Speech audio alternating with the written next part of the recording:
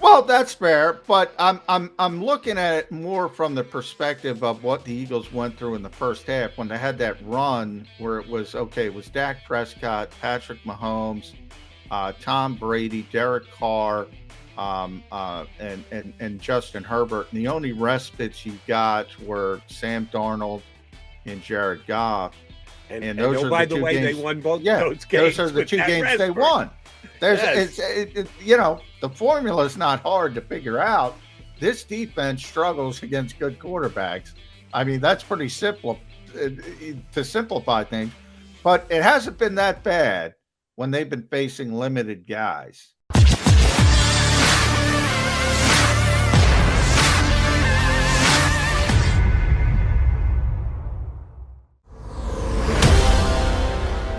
And here with Young Birds, 365.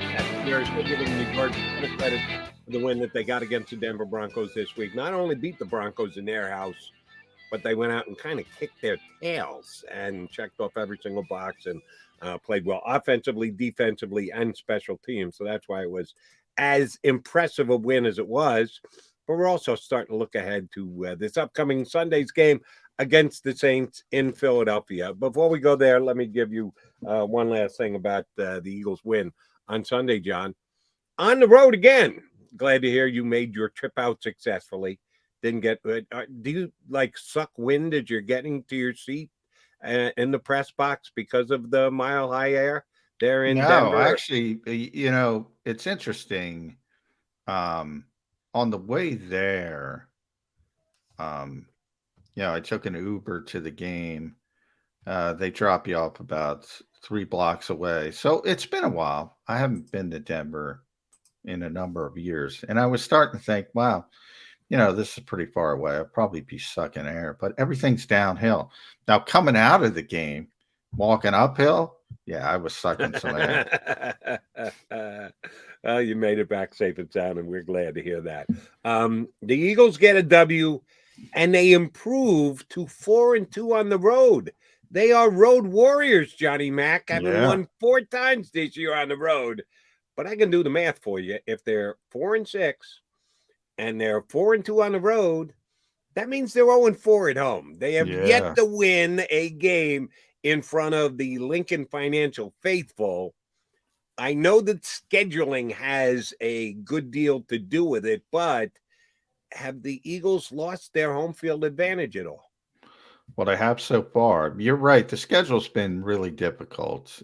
San Francisco, Kansas City, Tampa Bay Chargers. They're pretty good teams. San Francisco, not what we thought, but you saw last night. Monday night, yeah, they Yeah. looked okay to me. They're Yeah. still a They're potential playoff still, factor. oh, yeah. If we're going to talk about the Eagles as a potential Oh, playoff team yeah. in the NFC, you got to give the same to San Francisco. The problem with San Francisco is they play in the NFC West and they're going to beat up on each other, which happened Monday night.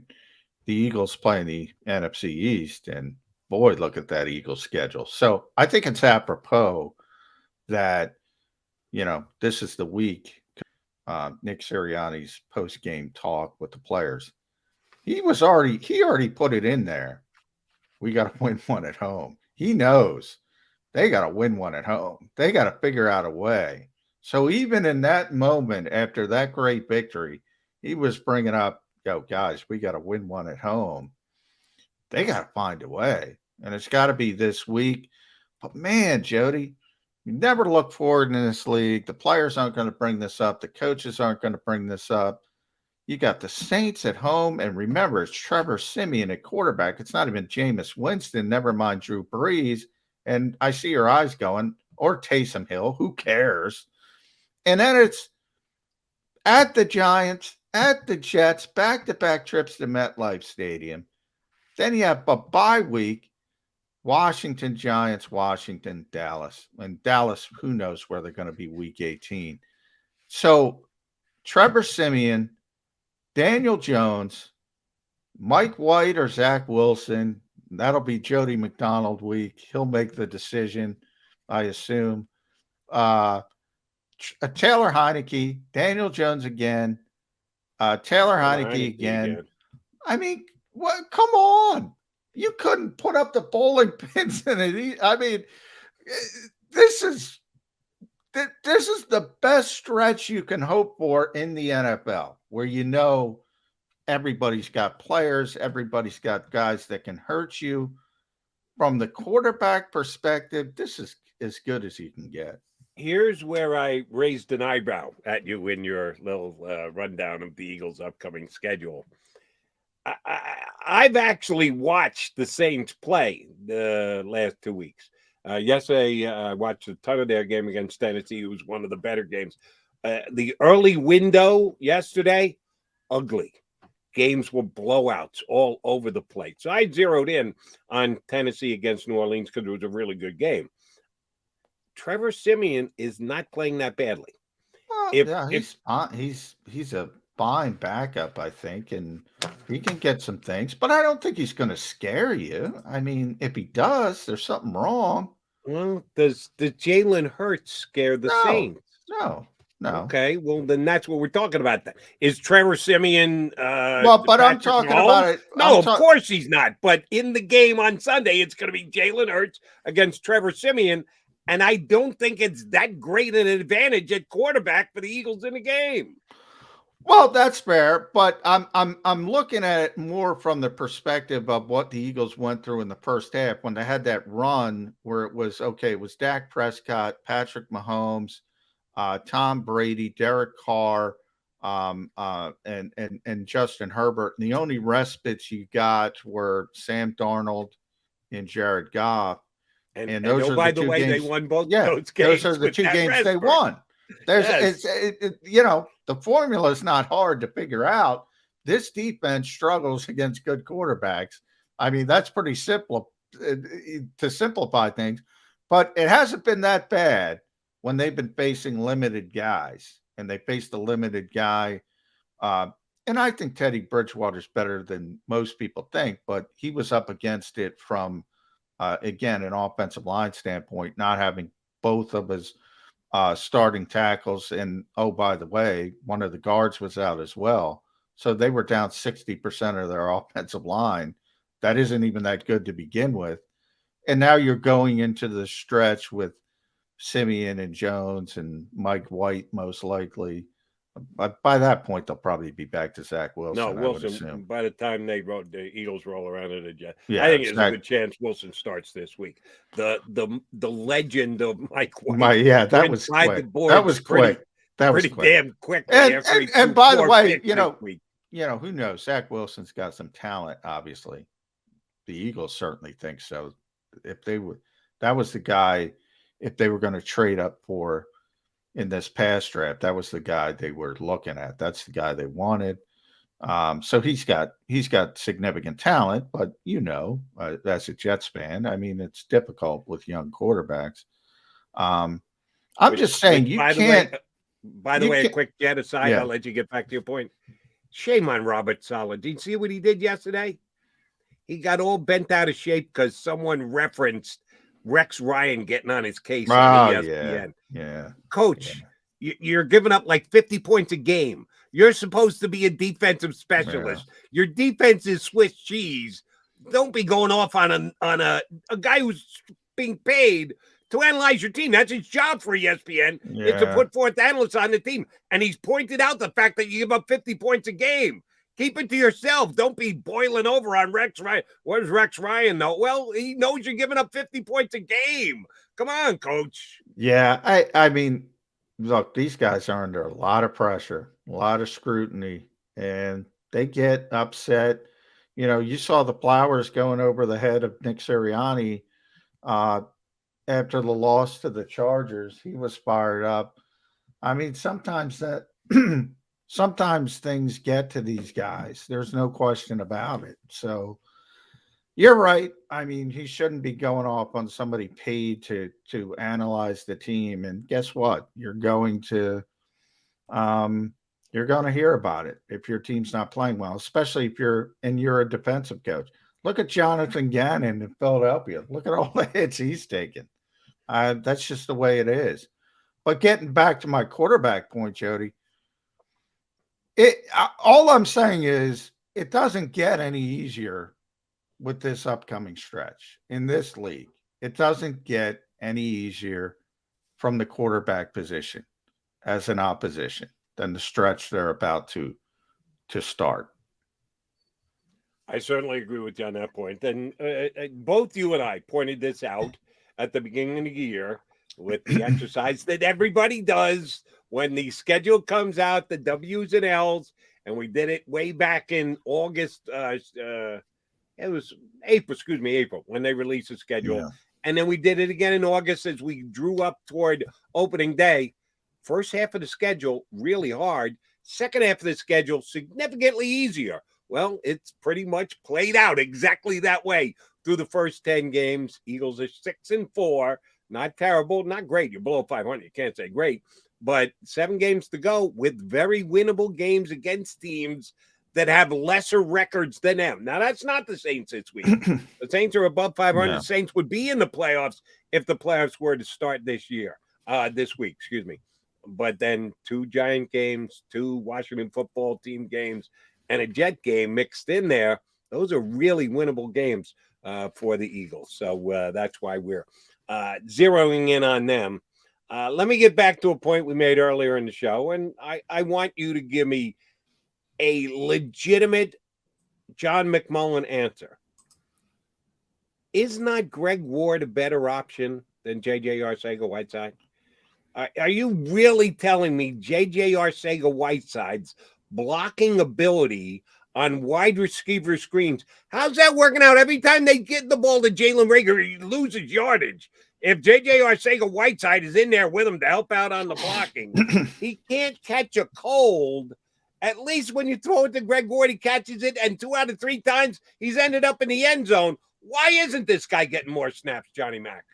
Well, I would say it's not because of JJ. I mean, JJ only had 1 last week. You know, I don't think JJ Arcega-Whiteside has a target this year. So I don't even know if he can catch the ball. I know it from previous seasons. And if you go back to week 1, you probably don't remember, but the Eagles had all kinds of success on the bubble screens and the slip screens, and JJ got a lot of credit for blocking. Yes, I remember that. And Nick Sirianni made a big point after the game saying, well, at some point we're going to have to get him some targets so people can't know there's a tendency that when he's on the field, it's going to be a bubble screen, a slip screen, a hitch. And they never did it. They haven't targeted him once in the entire season. So I don't think that's the comparison you're looking for. I think the comparison you're looking for is Jalen Reagor. Should he be playing over Jalen Reagor? The Eagles only play 3 receivers for the most part. And it's Devontae Smith, it's Quez Watkins, it's Jalen Reagor. Yeah, we see it all over the league. I know I've told you in the past, Jody, that Howie Roseman, gets a lot of criticism for defaulting to his, top draft picks and keep giving him second opportunities. I claim that happens all over the league. Maybe the Eagles are a little bit worse, but happens all over the league. Fair. Everybody does it, but at some point you do have to, and we're sort of at that crossroads at running back as well. What we already had the discussion with Jordan Howard. I think we would have been at the point of the Eagles playing a younger player if they have confidence in that younger player at wide receiver. I think it tells you they have no confidence in Greg Ward, no confidence in J.J. Arcega-Whiteside, no confidence in John Hightower, Keyshawn Johnson, not the Keyshawn, but whoever that other practice squad receiver they have. They have no confidence in those guys. Agree on that front. And speaking of speed, just going to drop this name in there now, and we'll probably bring him up once or twice before we get to Sunday. Deontay Harris, John McMullen, from that collegiate powerhouse of where? Deontay Harris, you a big fan? Anthony, Virginia. What's that? Virginia. No, collegiately. Oh, I thought you said Anthony Harris. No, Deontay Harris of the Saints. Oh, okay.